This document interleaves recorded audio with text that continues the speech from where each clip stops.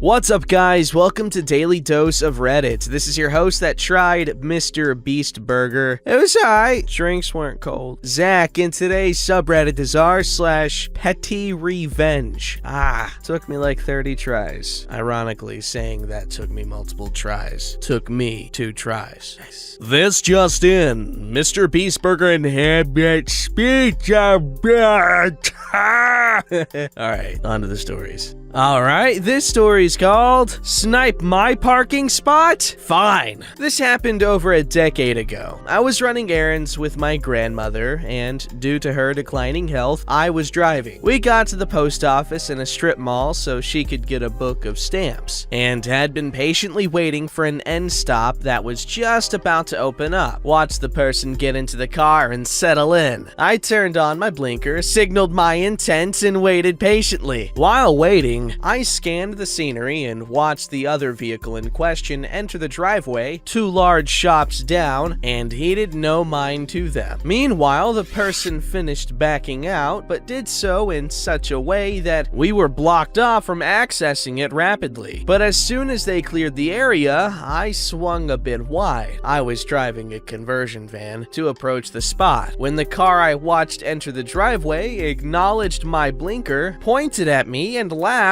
as they swooped into the spot, nearly tapping the bumper of the vehicle in the spot directly across from him. Important later. I mentioned to this smug, entitled jerk that I was obviously waiting for this spot, even had my blinker on, and that he should move. I know, futile, but I figured being nice would be the right approach. I was in my early 20s. "I'll only be a minute," was his smug response. "Alright, you wanna play games, sir? Games we shall play." I told my grandmother to go ahead and go into the post office to do her business, after confirming that we had nowhere else we needed to go to in a timely manner. A plan formulating as I'm ushering her out of the vehicle so I could exact my revenge. 2 things of note. A conversion van is capable of getting insanely close to other objects and still be able to allow a person to climb in or out. And the vehicle to the right of this jerk was shorter than his, which left extra room for my grandmother to get back in. While my grandmother was in the post office, I rocked the conversion van as close as I possibly could to his bumper without touching anything, while leaving just enough room for my grandmother to get back in through the passenger door. Turns out his business took longer than hers, so I was able to get even closer to his bumper, ultimately blocking him in, with as close as he was to the car across from him, and as close as I opted to park my vehicle. He had no moves he could make without hitting other vehicles, whereas I was able to move freely to allow the other vehicle to leave, while still keeping the jerk pinned in place. What made it better was my grandmother picked up a free calendar from the post office, and we used that as a means to occupy our time and attention. After coming out and seeing what I had done, he started yelling. I don't really remember exactly what was said, but he was fuming. We took this opportunity to smile and wave at him, and my grandmother, catching on to what was happening and with the window cracked, loudly announced that she got a new calendar and the pictures were breathtaking and that I needed to see them, as she pushes the calendar into my field of view and loudly describing what the pictures were of, reading the captions, discussing the various shades of the many colors on each and every picture. When she was done with that, she felt obligated to obnoxiously discuss the days of the month, the holidays landed on for that year, the lunar cycles, birthdays, and so on. 25 minutes roll by at this rate. Who would have thought calendars were so interesting? And jerk gets out of his car, yelling profanities at such a rate that I swear he was about to pass out. He approached my window and aggressively asked me why I'm taking so long. I responded with, "Well, had you allowed me the spot I patiently waited for, I wouldn't be blocking you in right now," and drove off. Act like a butthole, be treated like a butthole.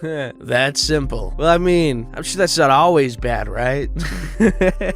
I appreciate the petty revenge done here. However, I feel like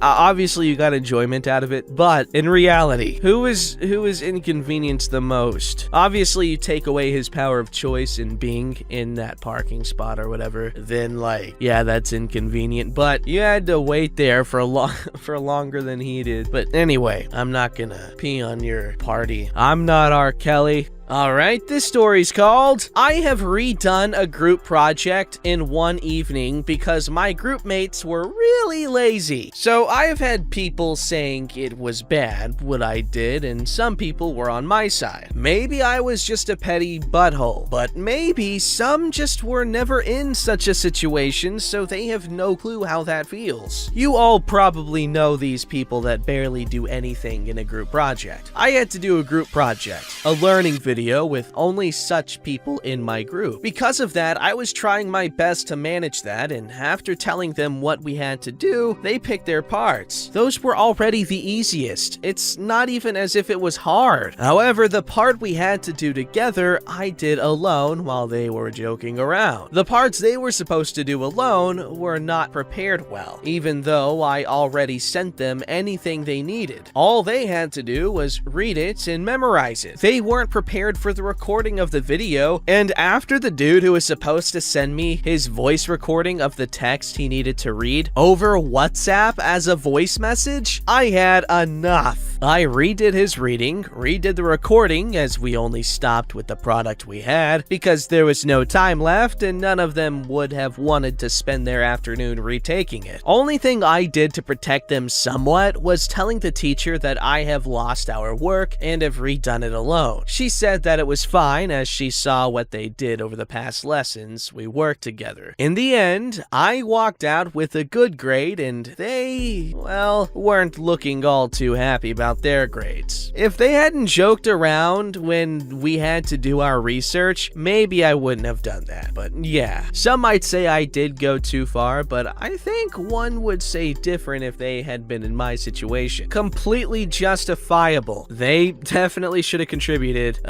So OP, don't fret, buddy. You did the work. You got a good grade. That's all you got to worry about. If the teacher decided to give them bad grades, that's between them and teach. Alright, this story's called Me Being Petty the First Time in My Adult Life About My Dog. The first time. Me being petty the first time. Some dude from a video game, an RPG, about a kindergartner.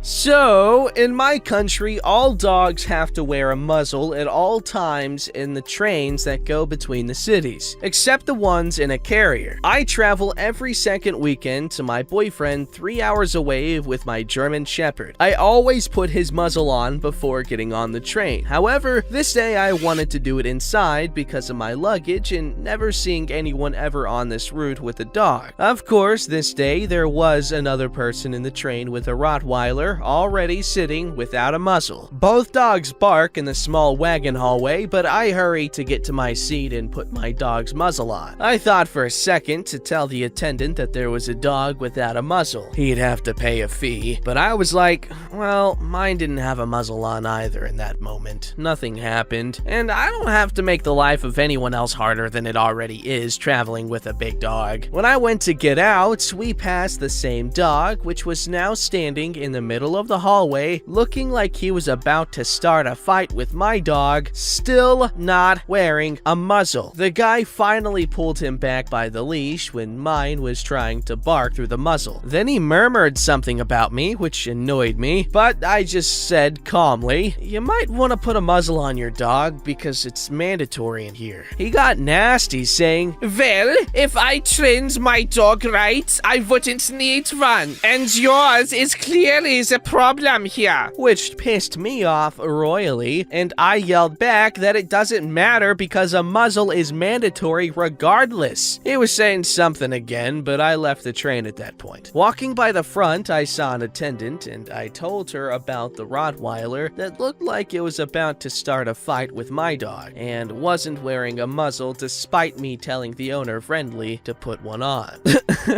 So, the PettyRevenge was tattling? Ah, very inspired. It's badass traveling with a German Shepherd. Oh, shoot! I don't know why. Okay, I just assumed you were going to Germany or something because I read the word German.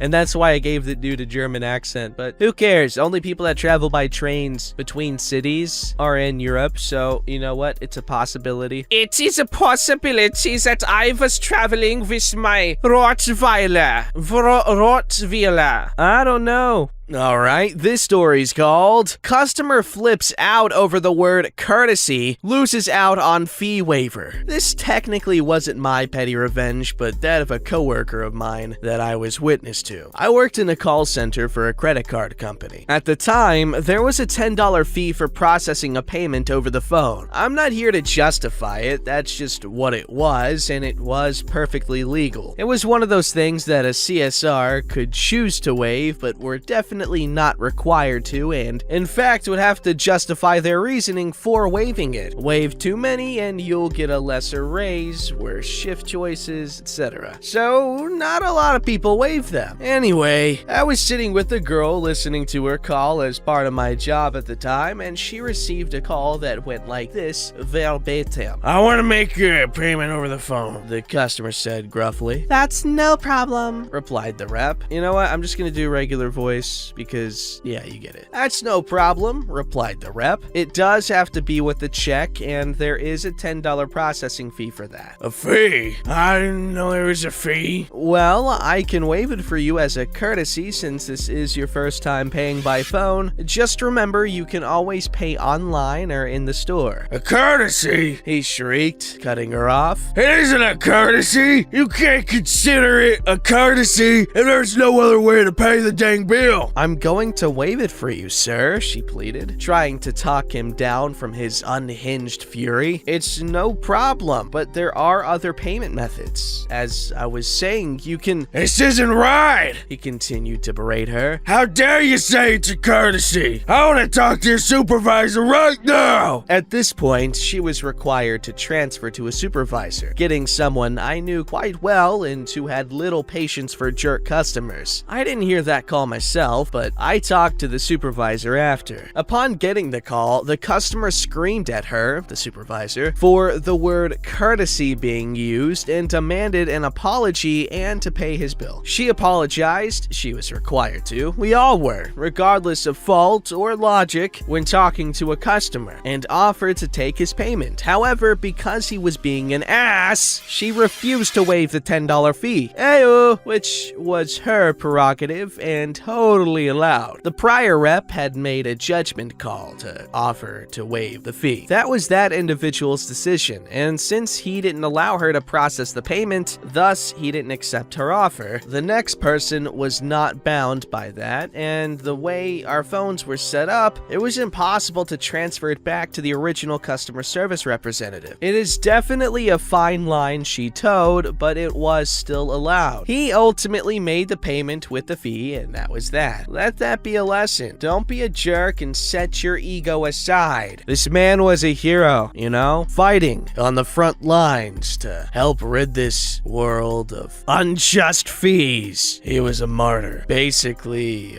who's that one dude from Braveheart? William Wallace. That's the guy. Basically him. Alright, this story's called Leave Your Trash for Everyone Else? Let me get that for you. Let me start off by saying the building I live in is full of slobs. Dirty the hallways because they know the cleaning guys will take care of it, so hey, why not just make a huge mess because it's someone else's problem, right? Sarcasm! It's a pandemic, and the cleaning crew here have to work harder and make sure every surface is sanitized and just extra cleaning measures as a whole. It's an 8th floor building, and they also clean the building next to us. I feel for them. Anyway, here's how my revenge started. I was walking my dog, and on the way back in, the whole elevator was littered with a crap load of pieces of a Christmas tree, like everywhere. As I got off my floor, I noticed tons of it all over the carpets. So being the sleuth I figured I could be, I followed the trail of twigs to see which apartment it came from. I'm not joking, They must have dragged the damn tree all the way down the hallway because it was everywhere. I had enough people disrespecting our building and the people who work hard to clean it, so I did what I thought was right. I spent 45 minutes making sure I got every last twig, every bit of it, swept the hallways, everything, so all that was left was a bag full of their laziness. I proceeded to barricade their apartment door with all the trimmings. Maybe they forgot them, right? Felt good. Hey, that is good. Freaking, people be cleaning. Don't gotta make it hard for them. In fact, don't even just think about it like that, okay? Like, it shouldn't even have to go that far. You should just be like, oh, at least in public, if you want to make a mess in your house, that's all right. I don't give a crap. But like, when you're out and about, you know, you could just be like, oh shoot, I don't want to make a mess because no one wants to make a mess. And then boom, you want to be the type of person to leave a room better than when you had entered it. You know what I'm saying? Boom. I just thought of that. It took me like 4 times to say it, but I just thought of it. All right, this story's called I Had One Rule for Christmas. No news on the TV. Mother-in-law insists on watching the news. Title says it all. My mother-in-law is very entitled. She visits and plops her ass on the couch and expects us to wait on her hand and foot. The couch may as well be her throne. I had told my wife I had one rule for her visit. No news. I can't stand having the news on. It's nothing but things crafted to get you angry or afraid. My mother-in-law is informed of this multiple times. She insists she can't live without knowing what is going on. It's Christmas. Who gives a crap? It can wait 24 hours. As soon as we go to put my daughter to bed, I hear the news on. Okay, cue PettyRevenge. My TV is controlled by Google Home. My TV is tied into the system, so it acts as a home unit. I tell it to turn off the TV. She puts the TV back on. I turn it off. She turns it back on. I then go into the Fios app and block news channels. She does something I didn't realize that could be done and had Google turn on CNN on YouTube. She doesn't know the difference though between the TV and the YouTube feed. So, cue PettyRevenge. I use the app to pause the playback. My wife is now trying to laugh quietly. She waits a few minutes, has Google started again, and I immediately pause the playback so she again has a frozen screen. She is screaming about how the TV is frozen. So I shout down it must be the storm we are having and the cable is down. It gave me such a warm, fuzzy feeling. Yeah, okay. Who the frickin', okay, mother-in-law, cray man. She should just be watching Christmas movies or something warm and fuzzy and pleasant. Not this frickin' bull poopy.